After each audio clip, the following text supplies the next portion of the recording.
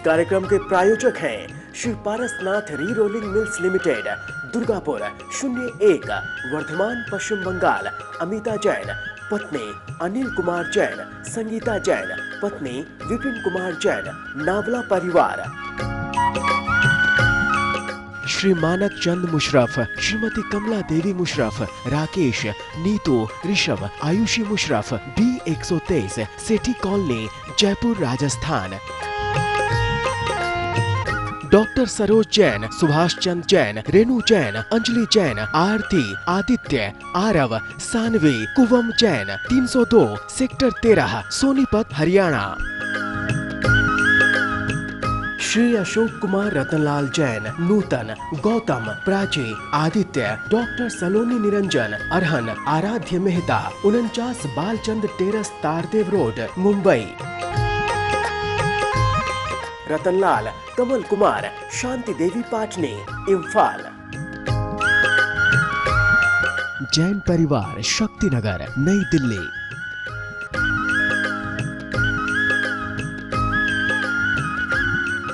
मोक्षमार्गस्य नेतारं वेत्तारं कर्मभोगतां ज्ञातारं विश्वतत्त्वानां वन्दे तद्गुणलब्धये। तो सबसे पहले सम्यक दर्शन के जो दोष हैं उनकी चर्चा हो रही है। शंका, कांक्षा, विचिकित्सान्य दृष्टि प्रशंसा, सम्यक दृष्टेरतिचाराः।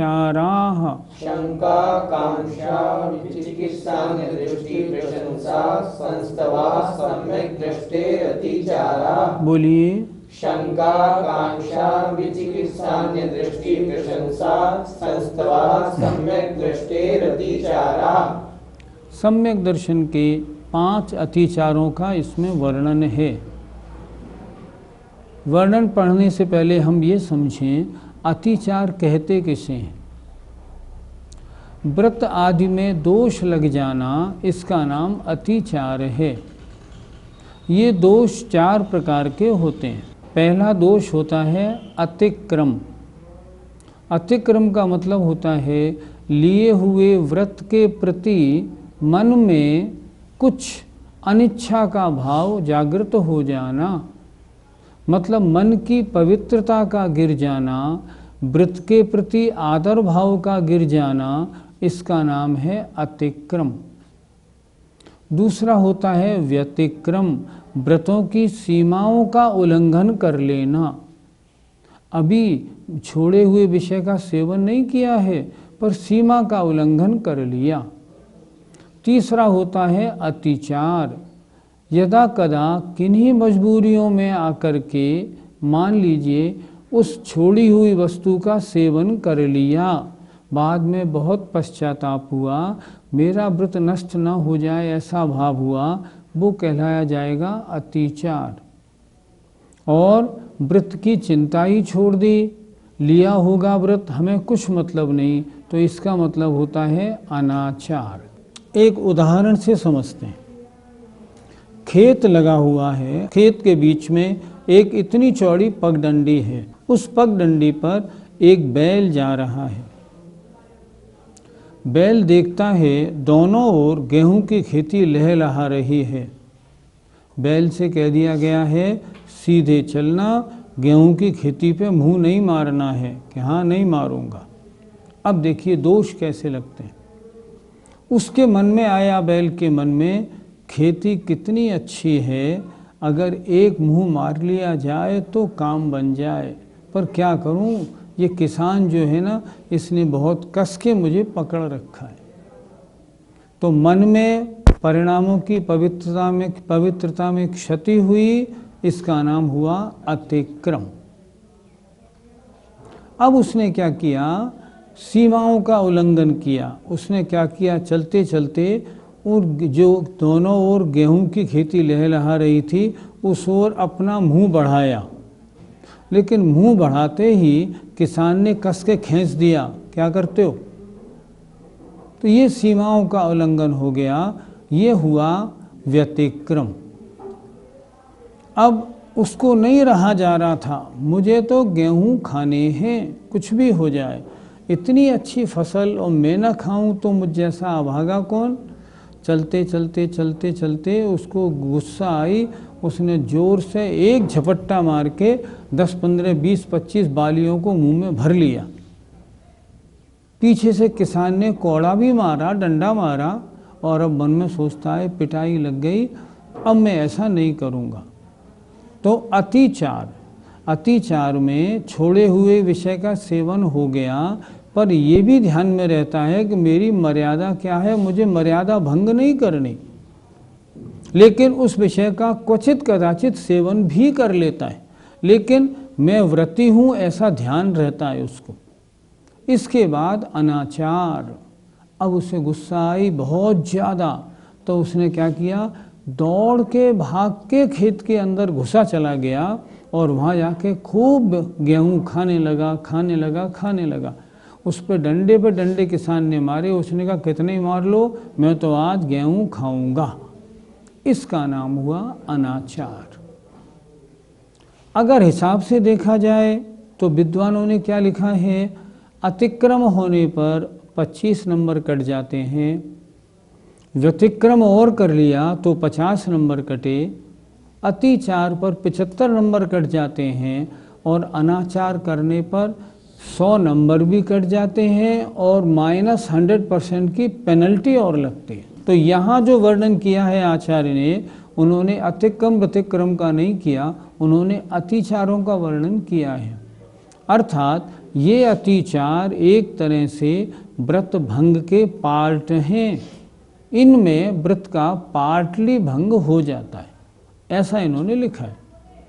तो कौन कौन से अतिचार हैं, तो सबसे पहले सम्यक दर्शन के 5 अतिचार। पहला अतिचार है शंका, भगवान के द्वारा बताए गए सूक्ष्म विषयों पर कदाचित शंका हो जाना। शास्त्रों में लिखा तो है पर जमता नहीं, कभी ऐसे परिणाम मान लो हो जाते हैं, फॉर एग्जाम्पल, तो शंका नाम का अतिचार हो जाता है। कांक्षा, सांसारिक विषयों में कभी आकांक्षा हो जाना, हम तो छोड़ चुके हैं लेकिन होते तो अच्छे हैं, विषयों में देखो आनंद तो आता है, कांक्षा नाम का दोष हुआ। विचिकित्सा, अर्थात मुनि महाराज के पास कभी बैठे हों, वैयावृत्ति आदि कर रहे हों, चर्चा हो रही हों, और मुख से कभी बदबू आ जाए, तो मुनि महाराज के प्रति अगर घृणा का भाव हो गया तो विचिकित्सा नाम का सम्यक्त्व का दोष लगता है। सम्यक्त्व का अगला दोष बहुत ध्यान से सुनना है, अन्य दृष्टि प्रशंसा। अन्य दृष्टि माने अन्य मत वालों की प्रशंसा, मन से अनुमोदना करना। कुछ भी कहो, ये लोग होते तो अच्छे हैं, बड़े पक्के होते हैं अपने धर्म के, हम लोग तो कच्चे हैं, ये लोग बहुत अच्छे। अगर ऐसा प्रशंसा का भाव मन में आ जाता है तो अन्य दृष्टि प्रशंसा, अन्य दृष्टि माने अन्य मत वालों की प्रशंसा करना, और अन्य दृष्टि संस्तव, अर्थात अन्य मत वालों का संस्तव माने वचन से गुणगान करना। प्रशंसा में मन से अनुमोदना है, संस्तव में वचनों से अनुमोदना प्रशंसा है। अगर ऐसे करते हैं ना तो क्या होता है, सम्यक दर्शन में दोष लगता है। आजकल हम क्या देख रहे हैं, टीवी पर अन्य मत वालों के बहुत अच्छे अच्छे साधु आदि के प्रवचन आते हैं। हमारी समाज के बहुत से बुजुर्ग महिला पुरुष क्या करते हैं, टीवी खोल लिया और सामने बैठ गए, किसी भी अन्य मत के विद्वान साधु आदि के प्रवचन आ रहे हैं, बड़े मनोयोग से सुनते हैं और बाद में कहते हैं प्रवचन तो बड़ा अच्छा देते हैं। इनमें हम में अंतर ही क्या है, देखो आज आत्मा के बारे में कितना अच्छा बताया, ऐसा कह के उसकी प्रशंसा करते हैं। और मन से प्रशंसा कैसे करते हैं, नित्य सुनते हैं। कितने बजे आता है इनका प्रवचन, 12 बजे, ठीक 12 बजे आ जाएंगे और ऑन कर देंगे अपना टीवी। इसका मतलब मन से भी प्रशंसा और वचन से भी प्रशंसा। ध्यान रखना, अगर आप ऐसा करते हैं तो क्या होगा, सम्यक दर्शन में दोष लगेगा। हम तो इसलिए देखते हैं ताकि ये तो मालूम पड़े अन्य दर्शनों में, अन्य मत वालों में क्या दोष है। कुछ लोग ऐसा भी कहते हैं। मेरा उनसे निवेदन है, अभी आप भैया जी कच्चे हो, पहले अपना धर्म अच्छी तरह तो पढ़ लो। अभी आपने कितने शास्त्रों का स्वाध्याय किया है? पहले अच्छी तरह अपना धर्म पढ़ लो। जब अपना धर्म अच्छी तरह पढ़ लोगे ना, तब अन्य और धर्मों को पढ़ना कोई आपत्ति नहीं आएगी। फिर तो आपका स्वाध्याय और भी अच्छा होगा। एक बात और है ना, जो अपने में कच्चा है, अगर वो और सब धर्मों के चक्कर में पड़ेगा ना, तो खिचड़ी बन जाएगी, काम कुछ नहीं हो पाएगा। ना अपना धर्म पाल पाएंगे आप, ना अन्य धर्म पाल पाएंगे। इसलिए इस चक्कर को छोड़ें। जब तक आप अच्छे परिपुष्ट ज्ञानी नहीं बन जाते हैं, तब तक मात्र अपने धर्म के अच्छे सही शास्त्रों का, आजकल अपने शास्त्रों में भी मिलावट बहुत होने लगी है। शास्त्रों में गाथा अर्थ लिखा है, भावार्थ बहुत जगह बदल दिया गया, बहुत जगह तो गाथाओं में ही चेंज हो गया। नहीं, अगर ऐसा है ना, तो उनसे दूर रहने का काम। पहले देखें सही शास्त्र कौन से हैं, उन्हीं शास्त्रों का स्वाध्याय करें, अन्य के चक्कर में बिल्कुल ना पड़े। और ये जो अन्य दृष्टि प्रशंसा, अन्य दृष्टि संस्था नाम का अतिचार है, इससे बचें। जरा एक बार फिर देखते हैं। सम्यक दर्शन के 5 दोष हैं, 5 अतिचार हैं। पहला, शंका, भगवान के सूक्ष्म वर्णन में कदाचित मन में ऐसा विचार आ जाना कि ऐसा तो सत्य नहीं लगता। दूसरा, कांक्षा, अर्थात सांसारिक भोगों की मन में कभी कदाचित कभी इच्छा उत्पन्न हो जाना। तीसरा, विचिकित्सा, विचिकित्सा अर्थात मुनि आदि के मलिन शरीर को देखकर कभी घृणा का भाव आ जाए तो सम्यक दर्शन में अतिचार दोष लगता है। अन्य मत वालों की अगर मन से प्रशंसा होती है तो अन्य दृष्टि प्रशंसा, और वचन से प्रशंसा होती है तो अन्य दृष्टि संस्तव नाम का दोष कहलाता है। इस प्रकार इन 5 दोषों से हम बचेंगे, अपने सम्यक्त को, अपनी धारणा को बचाएंगे, नियम से एक न एक दिन सम्यक दृष्टि बनेंगे। सम्यक दर्शन के अतिचारों को यदि देखा जाए तो हम अन्य मतावलंबियों के मंदिर इत्यादि के दर्शन करने, देखने इत्यादि भी नहीं जा सकते क्या? एक बात है, अन्य मत के मंदिरों को देखने क्यों जाते हैं? सम्यक दृष्टि के पास अन्य मत के मंदिरों के लिए, उनके साधुओं के लिए एक मिनट भी समय नहीं है। वो अपने समय की बर्बादी नहीं करता। एक बार हमने एक महाराज के पास सुना था, वो बहुत अच्छी तरह कह रहे थे। एक सज्जन हमसे आके बोले, महाराज हमने उस मंदिर को देखा, इतने करोड़ों रुपयों से उन्होंने वो मंदिर बनाया है, फलाने सेठ जी ने, हम देख के आए, तो मुख से क्या प्रशंसा नहीं करें? तो वे मुनि महाराज उनसे कह रहे थे, ऐसा बोलो, इस सेठ ने इतना रुपया इस मंदिर में लगाया तो बड़ी मेहनत भी की, लेकिन अपना मिथ्यात्व भी पुष्ट किया, और न मालूम कितनों का मिथ्यात्व पुष्ट करेगा। ये बोलो ना फिर। पर ऐसा क्यों प्रशंसा करते हो कि उन्होंने मंदिर बहुत अच्छा बनाया? मंदिर क्या अच्छा बनाया? जो मंदिर मिथ्यात्व को पुष्ट करने वाला हो, क्या वो अच्छा हो सकता है क्या? सोचो, खुद सोचो। और वहाँ जाके घूमने का क्या प्रश्न? कुछ नहीं। मुझे याद है, मैं आगरे में रहता हूँ। आगरे में एक माताजी का संघ पधारा था। माताजी का संघ ताजमहल से मात्र 3 किलोमीटर दूर था। मैंने उनसे कहा, माताजी आज आपके पास समय है और आप जहाँ से बिहार कर रही हैं वहाँ से 1 किलोमीटर दूर सिर्फ ताजमहल है, तो 1 किलोमीटर ज़रा चलेंगे तो ताजमहल दिख जाए, लोग तो विदेशों से घूमने आते हैं। उनका उत्तर बहुत अच्छा था। उन्होंने कहा, हम आर्यिका हैं, हम आहार विहार निहार के अलावा अगर एक कदम भी अन्य कार्य के लिए चलते हैं तो देखभाल कर चलते रहने पर भी ईर्ष्या समिति नहीं बनेगी हमारी। हम क्या देखने जाए ताजमहल? हमें उससे क्या लेना देना? हमें तो ये बताओ, ऐसा कोई मंदिर हो जहाँ शानदार मूर्ति हो, शानदार मंदिर हो, तो हम दर्शन करने चलें। ऐसे हम नहीं जाते। वो नहीं गई। मेरा मन श्रद्धा से भर गया। ये होना चाहिए अपना काम। तो अगर मित्र आदि के साथ अन्य मंदिरों में जाने का प्रसंग आए तो हमें क्या करना चाहिए, जाएं या नहीं जाएं? क्योंकि मित्र के साथ जाना तो पड़ता ही है और नमस्कार करना ही पड़ता है, ये भी तो बोलिए ना। सुनिए, आचार्य समंतभद्र महाराज ने रथकरण श्रावकाचार में क्या लिखा है? भयाशा स्नेह लोभाच कुदेवागमलिंगिनां प्रणामं विनयं चैव न कुर्यु शब्द दृष्टया। क्या लिखा उन्होंने?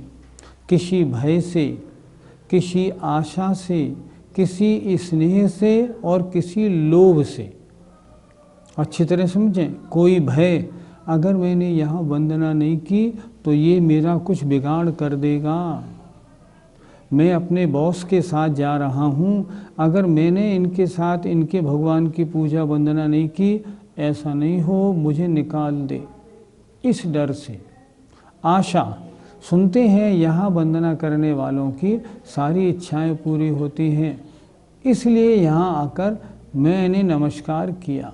आशा से, स्नेह से, मेरा मित्र है, देखो बुरा मान जाएगा इसलिए इसके साथ आया हूँ, चलो आज कर लेता हूँ। स्नेह से और लोभ से, इनकी वंदना करने से मुझे पुत्र की प्राप्ति, धन की प्राप्ति, मुकदमे में जीत मिल जाएगी। आचार्य क्या लिख रहे हैं? भय आशा स्नेह लोभ से कुदेव कुआगम कुलिंगिनाम, खोटे देव शास्त्र गुरुओं की। खोटे देव शास्त्र गुरु किन्हें कहते हैं? बड़ी अच्छी परिभाषा। जो वीतरागी, सर्वज्ञ और हितोपदेशी, सच्चे देव ना हो। सच्चे देव वंदना के योग्य, जो ऐसे नहीं है ना, वो कोई भी हो वंदना के योग्य नहीं।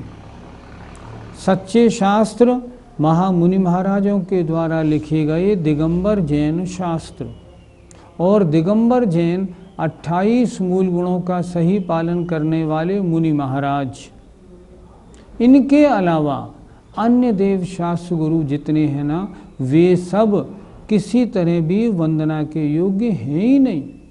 उन्होंने लिखा है, इनके अलावा अगर अन्य किन्हीं देव शास्त्र गुरु की किसी भय आशा स्नेह और लोभ से प्रणाम भी ना करे, विनयम विनय भी ना करे, न कुर्यु, कौन नहीं करता? शुद्ध दृष्टया। अगर तुम सोचते हो मुझे अपने सम्यक दर्शन की शुद्धि का भाव है, तो बिल्कुल प्रणाम भी नहीं, विनय भी नहीं, कुछ भी नहीं।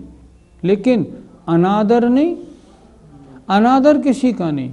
जैन धर्म किसी का अनादर करना नहीं सिखाता, अनादर किसी का नहीं करना, पर प्रणाम नहीं करना, विनय नहीं करना, बिल्कुल नहीं करनी। अन्यथा यहाँ जो था ना, अन्य दृष्टि संस्तवा, अन्य दृष्टि प्रशंसा, ये दोष लगेगा, सम्यक दर्शन में दोष लग जाएगा।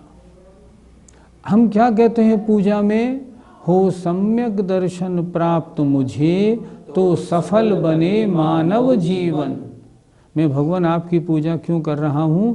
ताकि मुझे सम्यक दर्शन प्राप्त हो जाए और मेरे ये मनुष्य पर्याय सफल हो जाए। एक तरफ तो आप ये भावना करते हैं, और दूसरी तरफ मेरे रिश्तेदार, मेरे मित्र, मेरा बॉस अगर जाए तो मैं क्या करूं? नहीं, बिल्कुल दूर रहिए। ऐसा भाव बनाइए जो स्पष्ट ये कह दीजिए, मैं धर्म के मामले में कंप्रोमाइज़ नहीं करता। अच्छा, कोई बुरा नहीं मानेगा। सामने वाले को एक दिन मालूम पड़ जाएगा आपकी धर्म के मामले में श्रद्धा ऐसी है, आपकी श्रद्धा को हिलाने की वो कभी कोशिश नहीं करेंगे, क्योंकि वे भी तो अपने में पक्के हैं। आप सोचें, आपके साथ कितने लोग आपके मंदिरों में आके आपके भगवानों की वंदना करते हैं? कोई नहीं करता। वे अपने में पक्के हैं, हम अपने में पक्के हैं।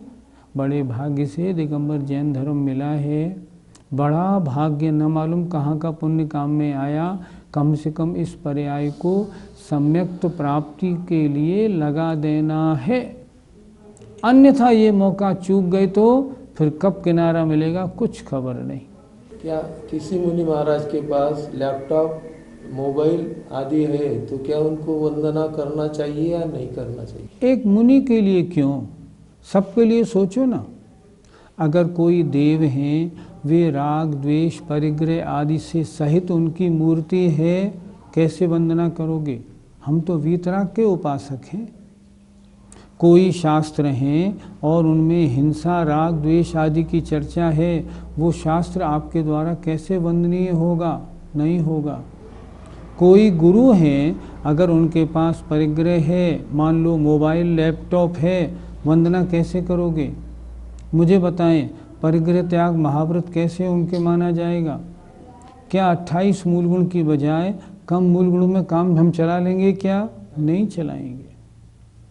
अपने सम्यक की श्रद्धा को हमें हिलने नहीं देना है किसी भाव भी। लोग क्या कहते हैं, हमें तो 28 मूल गुणों का ज्ञान ही नहीं। मेरा उनसे कहना है, सांसारिक कार्यों में तो आप डीप तक घुस के उसकी नॉलेज प्राप्त करते हो। ये काम कैसे होगा, क्या होगा, कैसे नहीं होगा, कैसे करें और कैसे नहीं करें।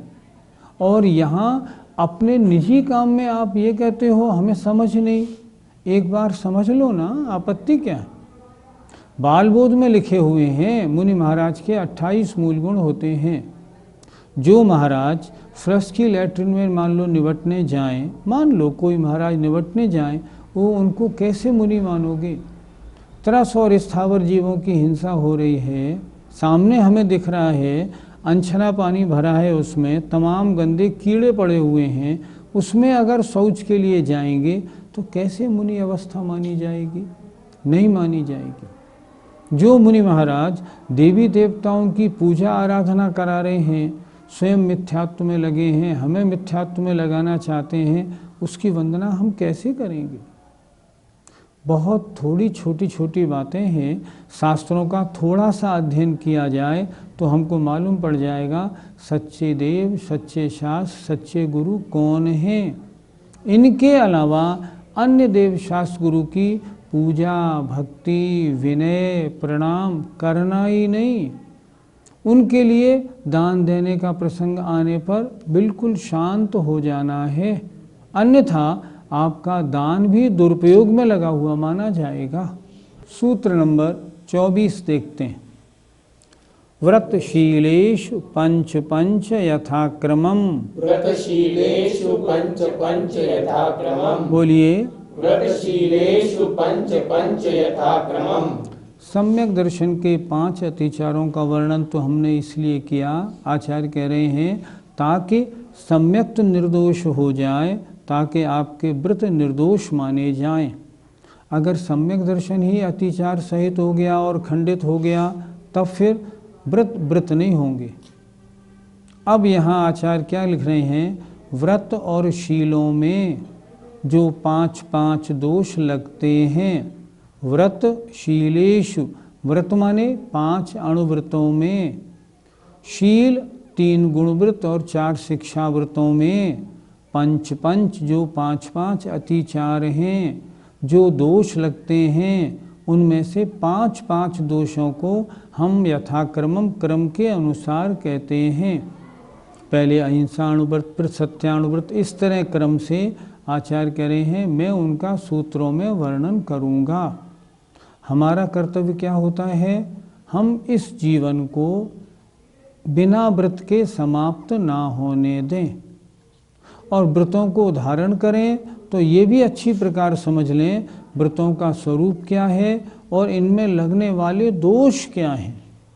जैसे सम्यक दर्शन के दोष की चर्चा थी ना, हमने सोच लिया अन्य मत वालों की मन से भी प्रशंसा नहीं और वचन से भी प्रशंसा नहीं, और सम्यक दर्शन अर्थात शंका, कांक्षा और विचिकित्सा दूर दूर तक नहीं लगने देंगे। जैसे आपने ये कहा, इसी प्रकार जो व्रतों को, जिन व्रतों को आपने धारण किया है, उनमें लगने वाले जिन 5 दोषों का, कमियों का, अतिचारों का वर्णन यहाँ आचार्य ने किया है, उन्हें हम अच्छी प्रकार समझेंगे और अपने व्रतों में लगने नहीं देंगे, ताकि इन व्रतों का निर्दोष पालन हो, असंख्यात गुणी निर्जरा मिले, आत्मा की पवित्रता हो और हमारे जीवन का कल्याण हो। समय आपका हो गया। जय जिनेंद्र। इस कार्यक्रम के प्रायोजक हैं Shri Parasnath re rolling mills limited, Durgapur 01, Vardhaman Paschim Bangal. Amita Jain, पत्नी अनिल कुमार जैन, संगीता जैन, पत्नी विपिन कुमार जैन, नावला परिवार। श्री मानक चंद मुशरफ, श्रीमती कमला देवी मुशरफ, राकेश, नीतू, ऋषभ, आयुषी मुशरफ, B123, सेठी कॉलोनी, जयपुर, राजस्थान। डॉक्टर सरोज जैन, सुभाष चंद जैन, रेणु जैन, अंजलि जैन, आरती, आदित्य, आरव, सानवी, कुवम जैन, 302, सेक्टर 13, सोनीपत, हरियाणा। श्री अशोक कुमार रतनलाल जैन, नूतन, गौतम, प्राची, आदित्य, डॉक्टर सलोनी निरंजन, अरहन, आराध्य मेहता, 49 बालचंद टेरस, तारदेव रोड, मुंबई। रतनलाल, कमल कुमार, शांति देवी पाटनी, इम्फाल। जैन परिवार, शक्तिनगर, नई दिल्ली।